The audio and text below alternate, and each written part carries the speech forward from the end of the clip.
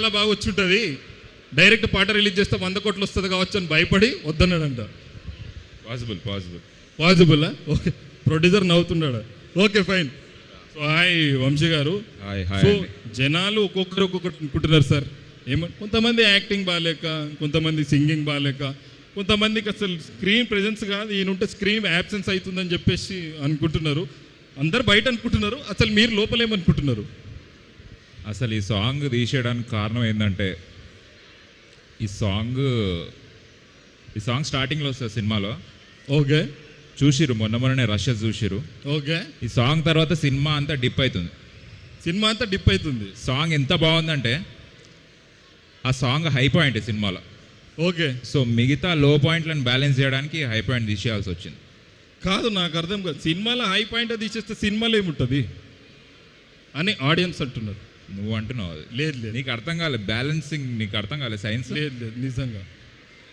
So ఈ సినిమాలో మీరు వేసింది తాగుబోతు క్యారెక్టర్ అని మాకు ఈజీగా తెలుస్తుంది. ఎస్ నేను తాగుబోతున్నా ఇందులో. నిజంగానే తాగిపోయినరా ఏంది? నా పేరు దాసు ఈ సినిమాలో.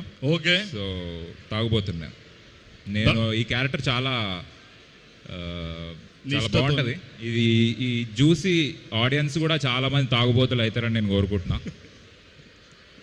అంటే తాగుబోతులు అంటే మందు కాదు, ఇట్లా కొత్త రకమైన సినిమా కాబట్టి ఇట్లా క్రియేటివ్గా డ్రంక్ అవుతారు జనాలు. క్రియేటివ్గా డ్రంక్ కొంచెం మాకు ఎక్స్ప్లెయిన్ చేస్తారా సార్? సృజనాత్మక తాగుబోతులు అవుతారు.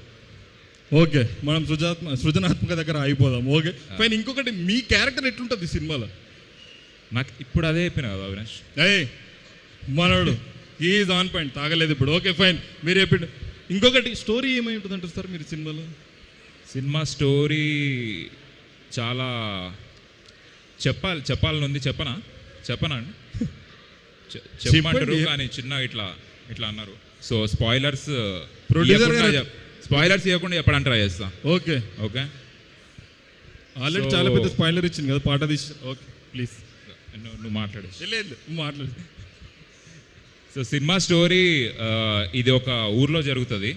ఓకే, సో ఈ సినిమా స్టార్టింగ్లో ఒకటి అవుతుంది అన్నట్టు, అది స్పాయిలర్ కాబట్టి నువ్వు నాకు చెప్పని ఎవరు కాదు పాపం, మళ్ళీ ఏమన్నా మిక్సింగ్లకు పనికొస్తుందని నేను కొన్ని నీళ్ళు. Okay fine, please tell.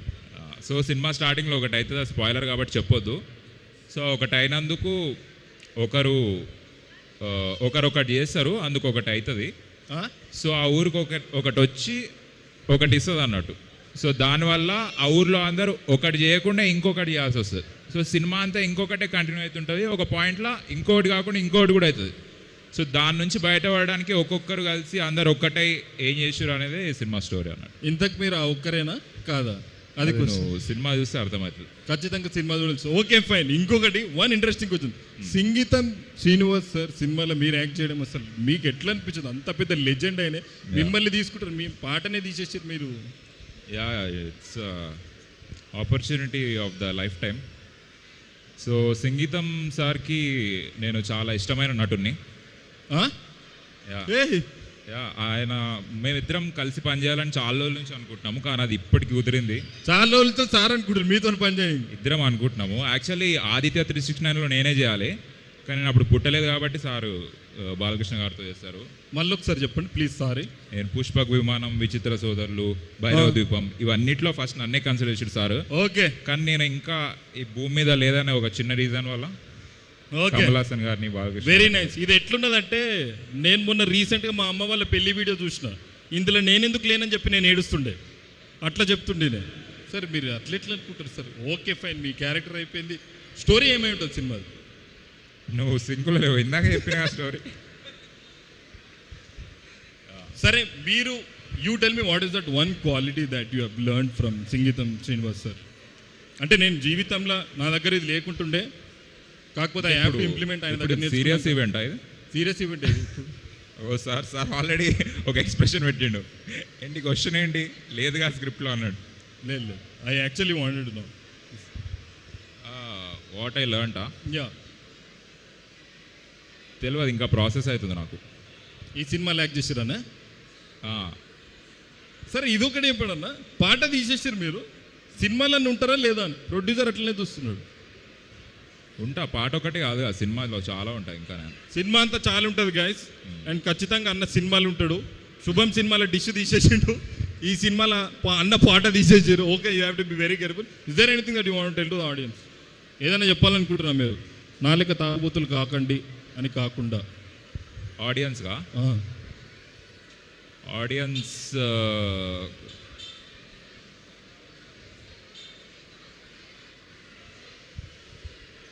సంగీతం శ్రీనివాస్ సార్ సినిమాలలో ఒక్కొక్కసారి ఒక్కొక్క స్పెషాలిటీ ఉంటుంది.